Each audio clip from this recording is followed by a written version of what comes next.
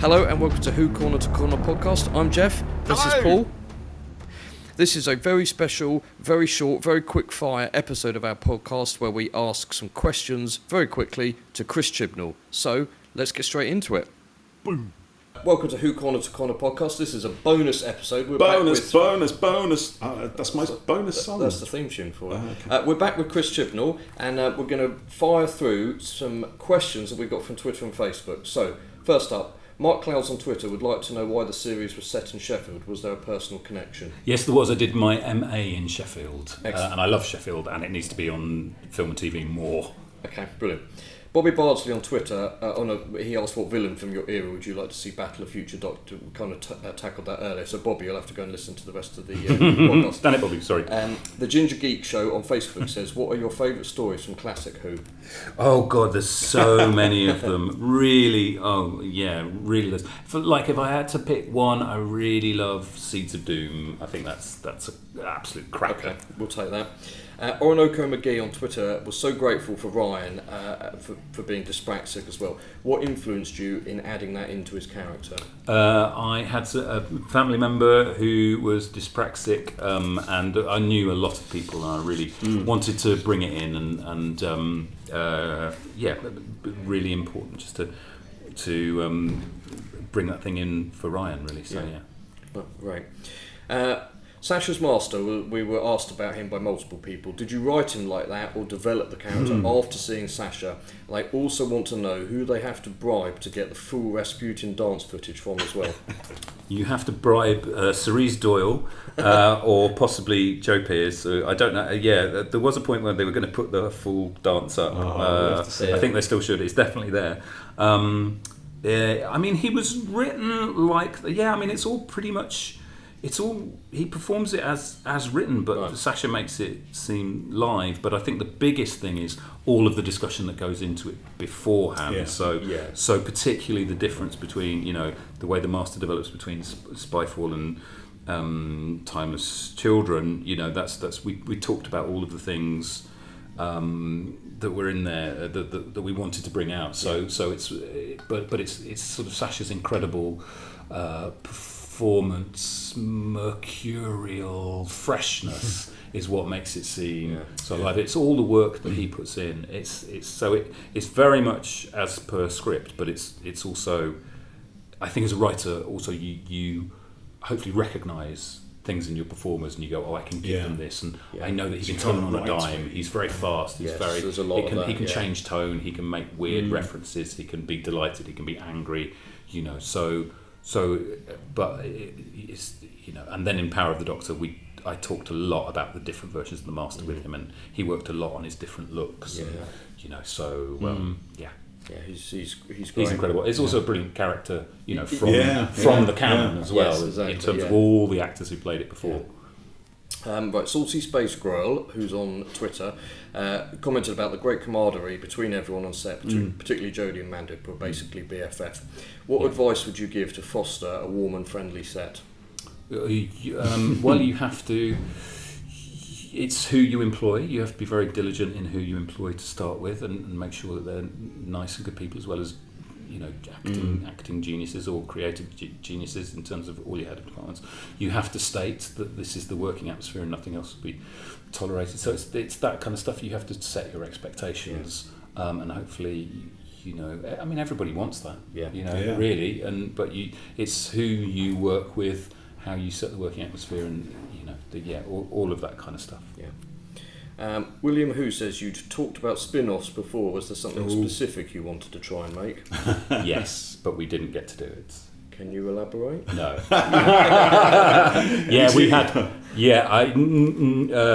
No, we had plans. We came in. We worked on stuff very, very early on. Yeah. There were plans to do it. It got disrupted by a couple of different things, not within our control. We would have done some things. Okay.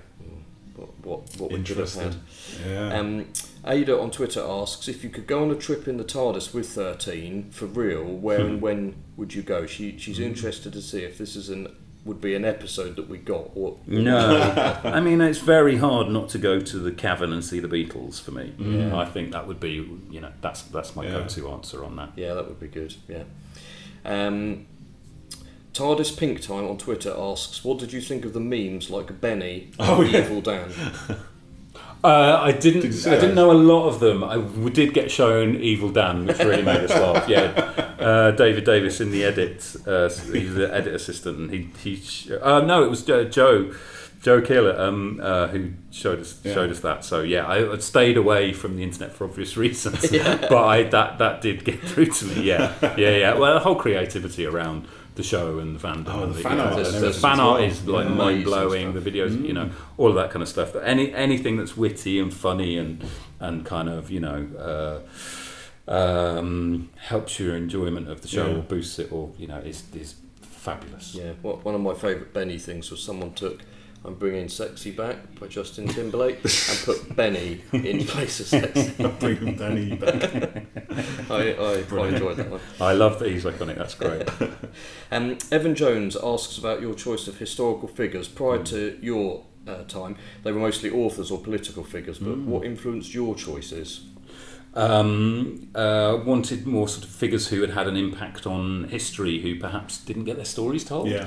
And I wanted to show the range of that, and not just historical figures, but historical periods that weren't talked about. So, for instance, like partition. Yeah. From somebody like Rosa, it's the definition of what is a hero, what an impact can you make on history. You know, you don't have to be an artist, you don't have to be a politician, you've done it through your everyday actions, you know, and your strength. Action, Mary Seacole was another great example in terms of just people whose stories hadn't been told, you know.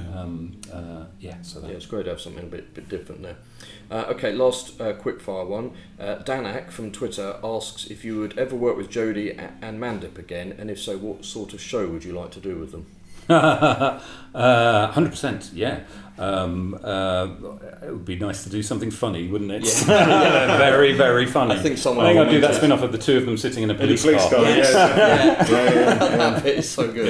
Yeah. Actually, there is one more I've got to add in, Okay. because I made a note of it. Do not forget this one, because I love this one. This is from Fraser Gregory on Twitter, yes. who does engage us quite a lot. He's a lovely chap. on, And he simply asked, quarks or crotons?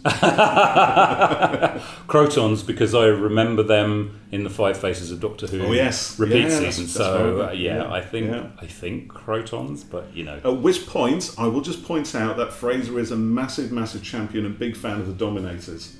Right. Well, obviously, I'd need to go and check that out again. I haven't seen that in a very, very long time, several decades. Oh, is it really? Yeah, I love it. I didn't see it when it was on.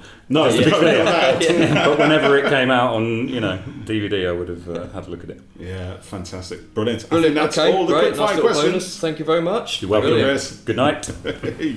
Brilliant. Thank you, Chris. I'd just like to say that we'd finished our main interview with him, and he asked if we had any other questions to ask him, and we said, we do. yes, we've got about 6 sheets here. And he said, if you've got any quick fire ones, we said we do actually, so we did them. So thank you to Chris. He gave us an extra 10 minutes or so there, which was amazing. Well, we locked the so doors. thank you for listening. We've done it, He couldn't get out, so Joking. So- Chris is brilliant. He really was. In Yeah, fact, it he was insisted we did fantastic. those, actually, thinking about it. Yeah, he did. He wanted to, do a few more. So thank you for sending questions in, and apologies if we didn't ask yours. We just couldn't get through everything that we wanted to talk So about. much stuff. And he had to go. He was going to watch Mission Impossible, and I said, you've got to go and watch the film of the year. So go now. So we got through as much as we could before his other commitments took him away.